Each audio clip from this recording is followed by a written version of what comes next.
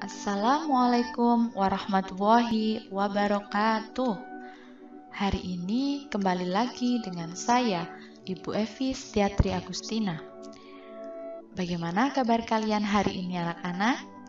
Semoga kalian semua selalu diberkahi oleh Allah Subhanahu wa Ta'ala. Amin, amin ya Rabbal 'Alamin.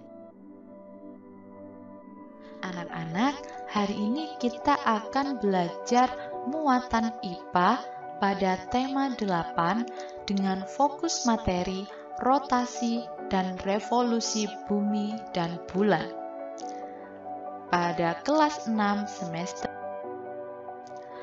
Anak-anak, kalian tahu apa itu rotasi bumi? Rotasi bumi adalah proses perputaran bumi pada sumbu atau porosnya dari arah barat ke arah timur. Lamanya proses rotasi bumi ini disebut dengan kala rotasi yang membutuhkan waktu selama 23 jam 56 menit 4 detik. Nama lain kala rotasi adalah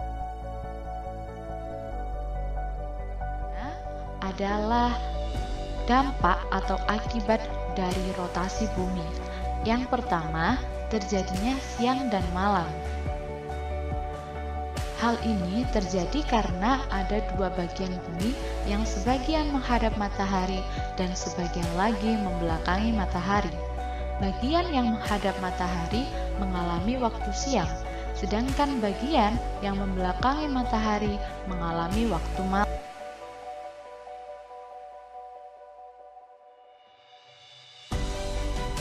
Dampak yang kedua yaitu gerak semu harian matahari.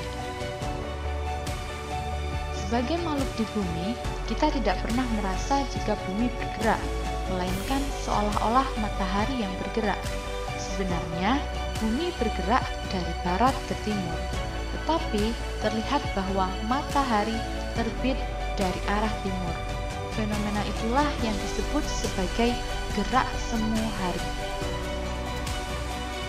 Dampak yang ketiga yaitu perbedaan waktu. Perbedaan waktu disebabkan oleh perbedaan garis bujur setiap negara.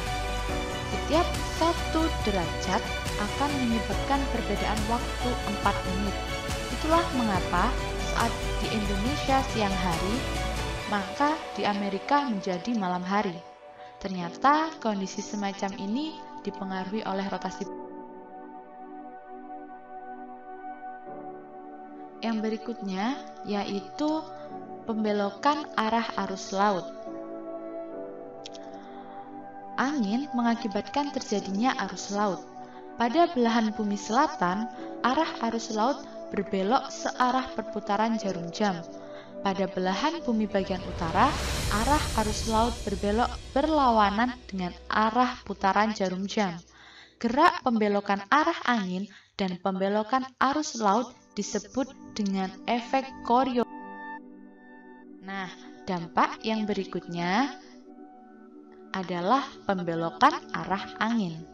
Dengan adanya rotasi bumi, maka arah angin bisa dibelokkan, sehingga tidak hanya satu daerah saja yang dapat terkena angin, namun daerah lainnya juga dapat merasakan. Nah, anak-anak, apakah kalian tahu apa itu revolusi bumi?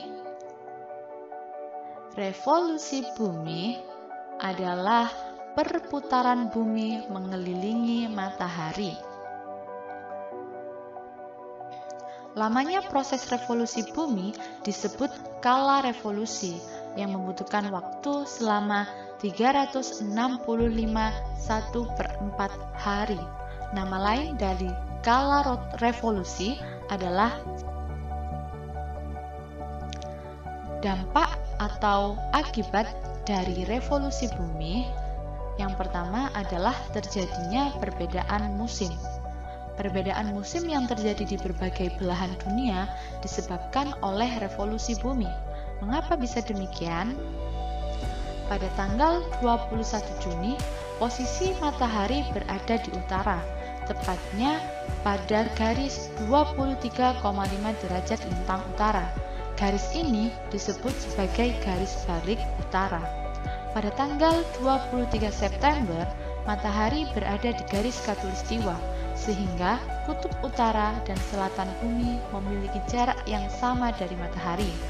Matahari berada di posisi paling selatan pada tanggal 22 Desember, tepatnya di garis 23,5 derajat lintang selatan, sehingga garis ini disebut garis balik selatan. Sampailah pada tanggal 21 Maret, di mana matahari kembali lagi ke garis khatulistiwa. Hal itu tentu akan mengakibatkan sejumlah negara mengalami dampak dari revolusi yang kedua, yaitu gerak semu tahunan matahari. Seperti pembahasan sebelumnya, gerak semu tahunan matahari merupakan istilah yang menunjukkan bahwa matahari seolah-olah bergerak, sehingga posisinya terhadap bumi selalu berubah. Pada peristiwa gerak semu tahunan ini, matahari mengalami pergeseran posisi ke belahan bumi bagian utara, tepatnya pada tanggal 22 Desember sampai dengan 21 Juni, dan pergeseran dari belahan bumi utara ke selatan pada tanggal 21 Juni sampai 20. Dampak yang berikutnya yaitu perbedaan lamanya waktu siang dan malam. Pernahkah kalian mendapatkan informasi yang menunjukkan bahwa beberapa negara di Eropa mengalami waktu siang lebih lama daripada malam? Sebut saja Norwegia.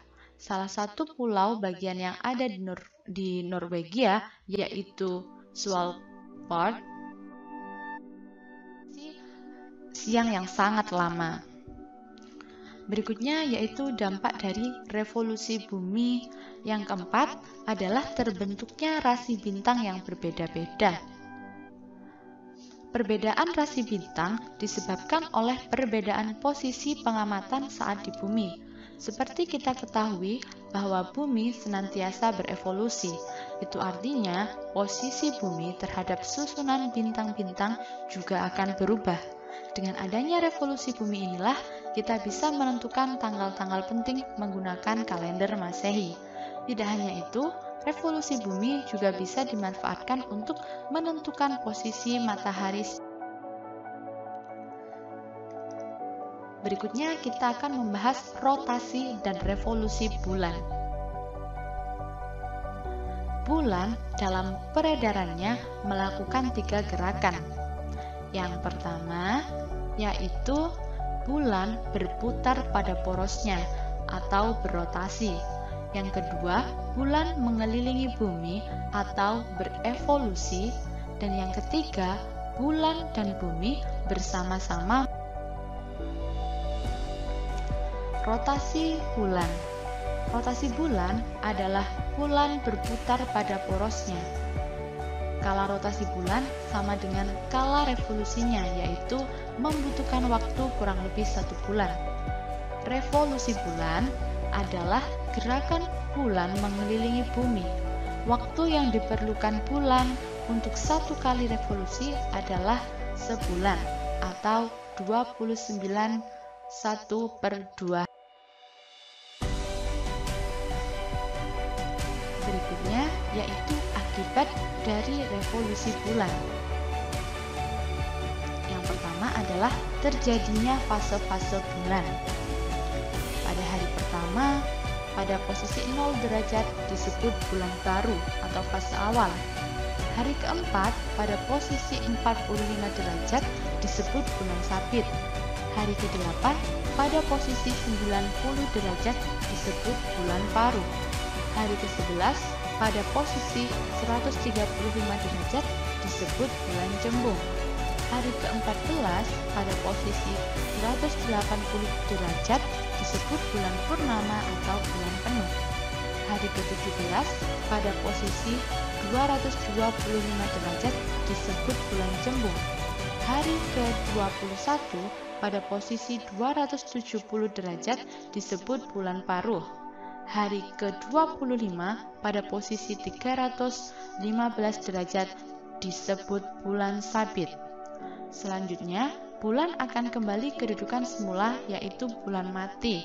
Kalau dalam fase awal tadi sebutannya bulan baru, sedangkan pada fase akhir sebutannya yaitu bulan mati. Untuk posisi bulan itu menggunakan derajat ya.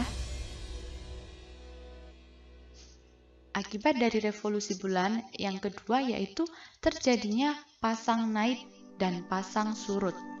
Pasang adalah peristiwa naik atau turunnya permukaan air laut karena pengaruh gravitasi bulan dan matahari. Pasang naik adalah peristiwa naiknya permukaan air laut, sedangkan pasang surut adalah peristiwa turunnya permukaan. Akibat dari revolusi bulan yang ketiga yaitu terjadi gerhana. Gerhana adalah tidak terlihatnya suatu benda langit dari bumi karena tertutupi oleh bayangan benda langit lain. Contohnya gerhana bulan hari. Sekian pembelajaran kita hari ini anak-anak. Semoga bermanfaat ya. Terima kasih karena kalian telah menyimak video pembelajaran ini. Jangan lupa tetap selalu patuhi protokol kesehatan dengan menggunakan masker, menjaga jarak, dan mencuci tangan dengan air mengalir atau menggunakan hand sanitizer. Terima kasih anak-anak. Semoga kalian semua terhindar dari pandemi ini. Sekian dari saya. Wassalamualaikum warahmatullahi wabarakatuh.